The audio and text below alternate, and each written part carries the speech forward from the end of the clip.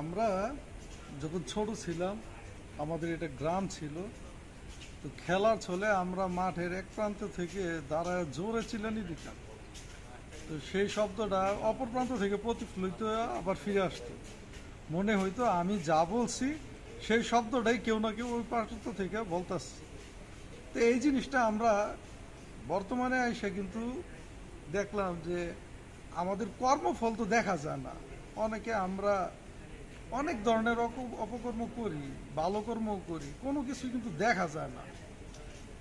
কিছু গোপনে করি, কিছু প্রকাশ্যে করি। যা প্রকাশ্য করি তা দেখা যায়, যা গোপনে করি তা দেখা যায় না।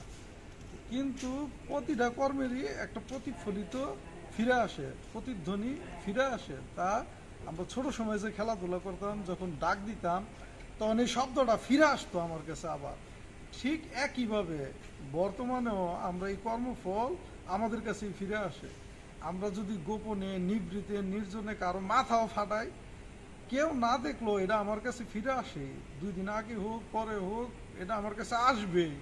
আল্লাহ সুবহানাহু ওয়া তাআলা কুরআনুল কারীমে সূরা হামিম আয়াত নম্বর 46-এ আল্লাহ সুবহানাহু ওয়া তাআলা বলছে যে বান্দা যা করে তা তার নিজের 2 হাতের কামাই। আল্লাহ কারো প্রতি জুলুম করেন না। কাজেই আমরা যেন এই দুনিয়াতে আল্লাহ সুবহানাহু ওয়া তাআলার দেখানো গাইডলাইনে চলতে পারি, রাসূল সাল্লাল্লাহু আলাইহি সাল্লামের জীবন মোতাবেক যেন আমরা জীবনযাপন করতে পারি, এবং পাপ কাজ গোপনে হোক প্রকাশ্যে হোক আমরা এগুলো পরিহার করি, আল্লাহ সুবহানাহু ওয়া তাআলার কাছে তওবা করি। নয়তো অবশ্যই মনে রাখবেন, তার 2 দিন আগে হোক পরে হোক অবশ্যই নিজের কাছে ফিরে আসবে। কারণ আল্লাহ সুবহানাহু ওয়া তাআলা বলছে যে তোমরা যা করো তা তোমাদের 2 হাতের কামাই। এটাতে আপনি দুনিয়াতেও আপনি অপমানিত, অপদস্থ, লাঞ্ছিত হবেন, এবং পরকালে হবেন ক্ষতিগ্রস্ত। আপনি হবেন জাহান্নামীদের অন্তর্ভুক্ত। কাজেই আল্লাহ সুবহানাহু ওয়া তাআলাকে ভয় করেন এবং দুনিয়াতে ঈমান ও আমল সহকারে জিন্দেগি পার করার চেষ্টা করেন। আল্লাহ সুবহানাহু ওয়া তাআলা যেন আমাদেরকে দ্বীনের পথে চলার তৌফিক দান করে। আসসালামু আলাইকুম ওয়া রাহমাতুল্লাহি ওয়া বারাকাতুহু।